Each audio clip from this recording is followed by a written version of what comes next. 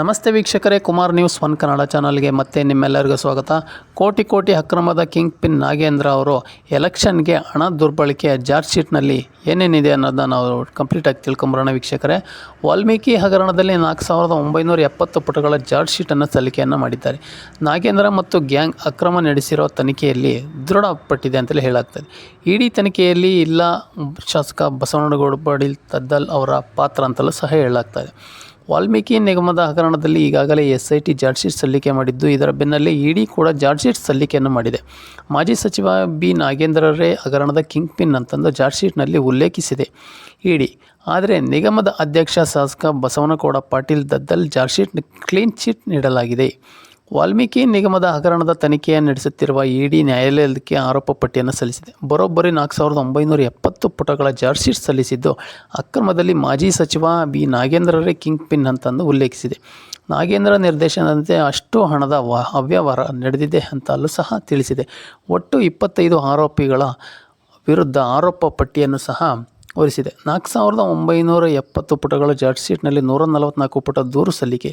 A1 Nagendra, A2 Satyanarayana Varma broker, A3 Itakal Satyanarayana Varma first bank ಮಾಲೀಕ, A4 JJ Padmanabh Valmiki ಅಭಿವೃದ್ಧಿ ನಿಗಮದ MD. ನಾಗೇಂದ್ರ ಮತ್ತು ಗ್ಯಾಂಗ್ ಅಕ್ರಮ ನಡೆಸಿರೋದು ತನಿಖೆಯಲ್ಲಿ ದೃಢಪಟ್ಟಿದೆ. ಹಣ ಅಕ್ರಮಕ್ಕೆ ಒಳಸಂಚು, ಸಾಕ್ಷ್ಯನಾಶ ಮಾಡಲು ಒಳಸಂಚನ್ನು ರೂಪಿಸಿದ್ದಾರೆ ಅಂತ ಸಹ ಇದರಲ್ಲಿ ತೋರಿಸಿದ್ದಾರೆ. ನಕಲಿ ಖಾತೆ ತೆರೆದು ಹಣ ಡೆಪಾಸಿಟ್ ಮಾಡಲು ಸ್ವತಃ ನಾಗೇಂದ್ರರೇ ಸೂಚಿಸಿದ್ದಾರೆ ಎಂದಲೂ ಸಹ ಹೇಳಿದ್ದಾರೆ. ನಾಗೇಂದ್ರ ಸೂಚನೆಯಂತೆ MD JG ಪದ್ಮನಾಭ್ ಅಕ್ರಮ ಎಸಗಿದ್ದಾರೆ ಅನ್ನೋದು ಸಹ ಬಯಲಿಗೆ ಗೊತ್ತಾಗಿದೆ. ನಿಗಮದ 19 ಕೋಟಿ ಹಣವನ್ನು ಬಳ್ಳಾರಿಯ ಲೋಕಸಭಾ ಚುನಾವಣೆಗೆ ಬಳಕೆಯಾಗಿತ್ತು ಎಂಬ ವಿಚಾರವೂ ತನಿಖೆಯಲ್ಲಿ ಪತ್ತೆಯಾಗಿದೆ. ಬಳ್ಳಾರಿಯ ಪ್ರತಿ ಬೂತ್ಗೂ ಹಣ ಹಂಚಿಕೆ ಮಾಡಿರೋದು ಬಯಲಾಗಿದೆ. ಇದರಲ್ಲಿ ಸ್ವಂತ ನಾಗೇಂದ್ರರ 5.26 ಕೋಟಿ ಹಣಕ್ಕೆ ಬಳಕೆ ಮಾಡಿರೋದು ಸಹ ಗೊತ್ತಾಗಿದೆ. SIT ಚಾರ್ಜ್ ಶೀಟ್ನಂತೆ ಇಡಿ ಚಾರ್ಜ್ ಶೀಟ್ನಲ್ಲಿ ಸಾಕಷ್ಟು ಭಿನ್ನವಾಗಿದೆ ಅಂತಲೂ ಸಹ ಹೇಳಲಾಗ್ತಾ ಇದೆ. ನಾಗೇಂದ್ರಗೆ ಕ್ಲೀನ್ ಚಿಟ್ ನೀಡಿತ್ತು SIT. ತದ್ದಲ್ ಪಾತ್ರವೂ ಉಲ್ಲೇಖವಾಗಿಲ್ಲ. ಆದರೆ ಇಡಿ ಚಾರ್ಜ್ ಶೀಟ್ನಲ್ಲಿ ನಾಗೇಂದ್ರ ಕಿಂಗ್ ಪಿನ್ ಅಂತಂದು ಆರೋಪಿಸಿದೆ. ಒಟ್ಟಾರೆ ವ್ಯತಿರಿಕ್ತ ಚಾರ್ಜ್ ಶೀಟ್ಗಳು ಆಯಾ ಸರ್ಕಾರಗಳ ಬಿಂಬಿಸುತ್ತಿರುತ್ತಿರೋದು ಅಂತೆ ಕಾಣಿಸ್ತಾ ಇದೆ.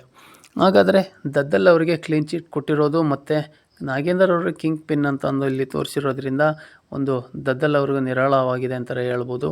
ಇನ್ನು ನಾಗೇಂದ್ರ ಅವರು ಸಹ ಈ ಅಕ್ರಮ ಎಸಗಿರೋದ್ರಲ್ಲಿ ದೃಢಪಟ್ಟಿರೋದ್ರಿಂದ ಮುಂದಿನ ದಿನಗಳಲ್ಲಿ ಕಾನೂನು ಹೋರಾಟ ಯಾವ ರೀತಿ ಇರುತ್ತೆ ಅನ್ನೋದು ಸಹ ನಾವೆಲ್ಲರೂ ಕಾದು ನೋಡಬೇಕಾಗಿದೆ. ವೀಕ್ಷಕರೇ, ನಮ್ಮ ಮಾಹಿತಿ ನಿಮಗೆ ಇಷ್ಟ ಆಗಿದ್ದರೆ ನಿಮ್ಮ ಅನಿಸಿಕೆ ಅಭಿಪ್ರಾಯಗಳನ್ನು ಕಮೆಂಟ್ ಮೂಲಕ ತಿಳಿಸಿ ಅಂತ ಹೇಳ್ತಾ ಮತ್ತೆ ಮುಂದಿನ ವಿಡಿಯೋದಲ್ಲಿ ಸಿಗೋಣ. ಅಲ್ಲಿವರೆಗೂ ನಮಸ್ಕಾರ. ನಮ್ಮ ಚಾನಲ್ ನಿಮಗೆ ಇಷ್ಟ ಆಗಿದ್ದರೆ ದಯವಿಟ್ಟು ನಮ್ಮ ಚಾನಲ್ನ ಸಬ್ಸ್ಕ್ರೈಬ್ ಮಾಡಿ ಮತ್ತು ಬೆಲ್ ಬಟನ್ ಮೇಲೆ ಕ್ಲಿಕ್ ಮಾಡಿ. ಧನ್ಯವಾದಗಳು.